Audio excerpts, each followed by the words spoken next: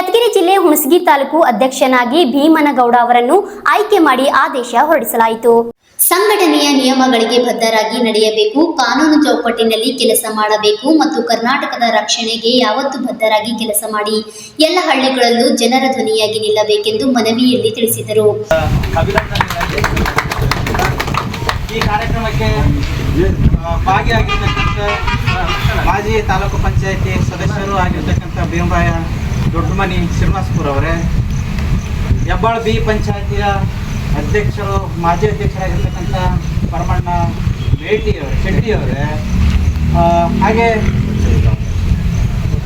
ಇಂದಿನ ಈ ಒಂದು ಕಾರ್ಯಕ್ರಮದಲ್ಲಿ ಇವತ್ತಿನ ನಮ್ಮ ಕರ್ನಾಟಕ ಸೇನೆಯ ಅಧ್ಯಕ್ಷರನ್ನು ಅಭಿನಂದಿಸಲಿಕ್ಕೆ ಆಗಮಿಸಿರ್ತಕ್ಕಂಥ ಹಿರಿಯರೇ, ಯುವಕರೇ, ಸಹೋದರರೇ, ಬಹುತೇಕ ಎಲ್ಲ ಗೊತ್ತಿದೆ, ಹಲವಾರು ಕನ್ನಡ ಪರ ಸಂಘಟನೆಗಳು, ಕನ್ನಡ ಪರ ಹೋರಾಟಗಾರರು, ಇವು ಎಲ್ಲಗಳನ್ನು ನೋಡಿದಾಗ ಅವು ಎಷ್ಟು ಮಟ್ಟಿಗೆ ಕೆಲಸ ಮಾಡಿದ್ದಾವೆ, ಎಷ್ಟು ಸಕ್ಸಸ್ ಆಗಿದ್ದಾವೆ ಅನ್ನೋದು ನಾನು ಒಬ್ಬ ಪತ್ರಕರ್ತನಾಗಿ ಸುಮಾರು 20-25 ವರ್ಷಗಳಿಂದ ನೋಡ್ತಾ ಬಂದಿದ್ದೀನಿ. ಅದರಲ್ಲಿ ಮುಂಚೂಣಿಯಲ್ಲಿರ್ತಕ್ಕಂಥವು ಕೇವಲ ಒಂದೆರಡು ಸಂಘಟನೆಗಳು ನಮಗೆ ಕಂಡಿರ್ತಕ್ಕಂಥವು. ಒಂದು ಕರ್ನಾಟಕ ರಕ್ಷಣಾ ವೇದಿಕೆ, ಎರಡನೇದಾಗಿ ನಮ್ಮ ಮೊನ್ನೆ ತಾನೇ ಜನಿಸಿರ್ತಕ್ಕಂಥ ನಮ್ಮ ಕರ್ನಾಟಕ ಸೇನೆ, ಸನ್ಮಾನ್ಯ ಶ್ರೀ ಬಸವರಾಜ್ ಪಡ್ಕೋಟಿಯವರ ಮುಂದಾಳತ್ವದಲ್ಲಿ ಏನು ಹುಟ್ಟಾಕಿರ್ತಕ್ಕಂಥ ಕಾರಣ.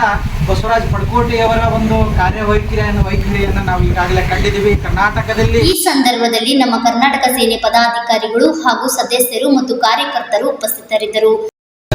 ಸೊ ಅಂಥವರ ಮುಂದಾಳತ್ವದಲ್ಲಿ ಯುವ ಪೀಳಿಗೆಯನ್ನ ತೆಗೆದುಕೊಂಡು ಅವರು ಮತ್ತೆ ಕರ್ನಾಟಕದ ನೆಲ, ಜಲ, ಭಾಷೆ, ಕನ್ನಡದ ಜನರಿಗೆ ಆಗ್ತಕ್ಕಂಥ ಅನ್ಯಾಯಗಳು ಇವುಗಳನ್ನು ಹೊರತುಪಡಿಸಿ ಇಲ್ಲಿ ಇರ್ತಕ್ಕಂಥ ಸಣ್ಣ ಪುಟ್ಟ ತೊಂದರೆಗಳನ್ನು, ಆಫೀಸಲ್ಲಿ ಆಗ್ತಕ್ಕಂಥ ನಮ್ಮ ರೈತಾಪಿ ಬಾಂಧವರಿಗಾಗಿರ್ಬೋದು ಅಥವಾ ಇಲ್ಲಿ ಸಾಮಾನ್ಯ ಸಾರ್ವಜನಿಕ ವಲಯದಲ್ಲಿ, ಸಾಮಾಜಿಕ ವಲಯದಲ್ಲಿ ಆಗ್ತಕ್ಕಂಥ ಅನ್ಯಾಯಗಳನ್ನು ನಾನು ತಡೆ ಹಿಡಿಬೇಕು.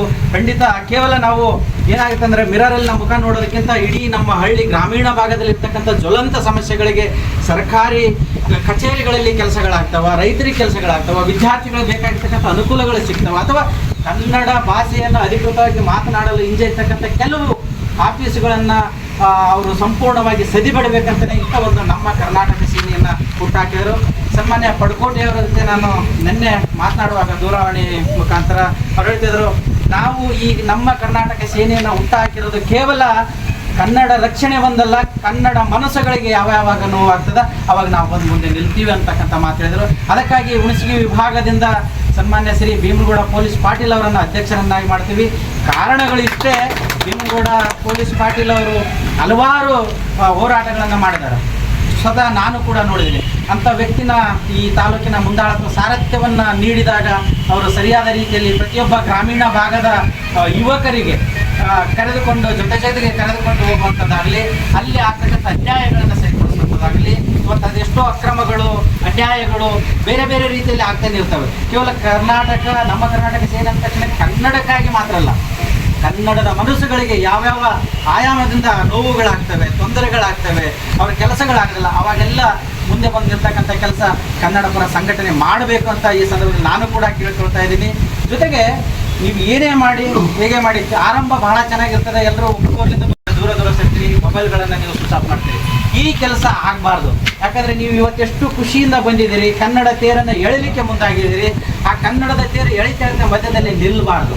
ಕಾರಣ ಯಾಕಂದರೆ ಎಲ್ಲೋ ಒಂದು ಬೇರೆ ಊರಾಗ ಸಮಸ್ಯೆಗಳಿರ್ತವೆ, ಅವಾಗ ಅಷ್ಟು ದೂರ ನಾನು ಯಾಕೆ ಹೋಗಲಿ, ಅಲ್ಲಿಂದ ಸುತ್ತಮುತ್ತ ನೋಡ್ಕೊಂಡ್ಬಿಡ್ತಾರೆ, ನಾನು ಬರೋದಿಲ್ಲ, ನಾವು ನೋಡ್ಕೊಂಬಿಡಿ ಅಂತ. ಅದಲ್ಲ, ಯಾವಾಗ ಒಗ್ಗಟ್ಟಿನಲ್ಲಿ ಬಲ ಬರ್ತದಂದರೆ ಒಬ್ಬ ವ್ಯಕ್ತಿ ಹೋಗಿ ಸ್ಟೇಷನಲ್ಲಿ ಮಾತನಾಡುವಾಗ ಅಲ್ಲಿರ್ತಕ್ಕಂಥ PSI ಯಾವತ್ತೂ ಮಾತು ಕೇಳೋದಿಲ್ಲ. ಅದೇ 4 ಜನ ಹೋದರೆ PSI ಗುಡುಕ್ತಕ್ಕಂಥದ್ದು ಸ್ವಲ್ಪ ನಡಗಲಿಕ್ಕೆ ಸ್ಟಾರ್ಟ್ ಮಾಡ್ತಾನೆ.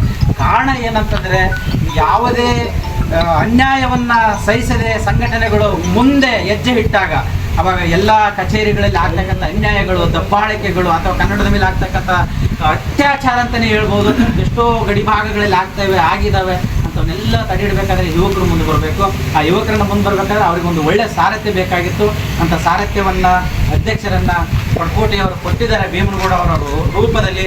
ಅವ್ರಿಗೆ ನೀವೆಲ್ಲರೂ ಬಲ ಕೊಡಿಸ್ಬೇಕು, ಅವರ ಜೊತೆಗಿರಬೇಕು. ಜೊತೆಗೆ ನಾನು ಇಲ್ಲಿ ಸನ್ಮಾನ್ಯ ಅಧ್ಯಕ್ಷರನ್ನು ಜೊತೆಗೆ ಒಂದಷ್ಟು ಭಿನ್ನಹಾಗಳು, ಜೊತೆಗೆ ಒಂದಷ್ಟು ಬೇಡಿಕೆಗಳನ್ನು ಕೂಡ ನಾನು ಪತ್ರಕರ್ತನಾಗಿ ಕೇಳಿಕೊಳ್ತಾ ಇದ್ದೀನಿ.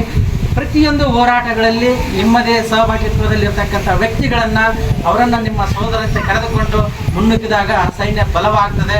ನಿಮ್ಮ ಸೈನ್ಯ ಬಲವಾದಾಗ ಯಾವುದೇ ದುಷ್ಟಶಕ್ತಿ ಕನ್ನಡದ ಮೇಲೆ ಗದಾಪ್ರಹಾರ ಮಾಡುವಾಗ ಅದನ್ನು ತಡಿತಕ್ಕಂಥ ಶಕ್ತಿ ನಿಮಗೆ ಬರ್ತದೆ. ಮುಂದಿನ ದಿನಗಳಲ್ಲಿ ಈ ನಮ್ಮ ಕರ್ನಾಟಕ ಸೇನೆ ಕೇವಲ ತಾಲೂಕಾ ಜಿಲ್ಲಾ ಅಲ್ಲ, ರಾಜ್ಯದಲ್ಲಿ ಕೂಡ ಪ್ರಜ್ವಲಿಸಲಂತ ಈ ಸಂದರ್ಭದಲ್ಲಿ ನಿಮಗೆ ಹಾರೈಸ್ತಾ ನನ್ನೆರಡು ಮಾತುಗಳಿಗೆ ವಿರಾಮ ಮಾಡುತ್ತೇನೆ. ಜೈ ಹಿಂದ್, ಜೈ ಕರ್ನಾಟಕ. HM ಹವಾಲ್ದಾರ್, RJ32 ನ್ಯೂಸ್, ಹುಣಸ್ಗಿ.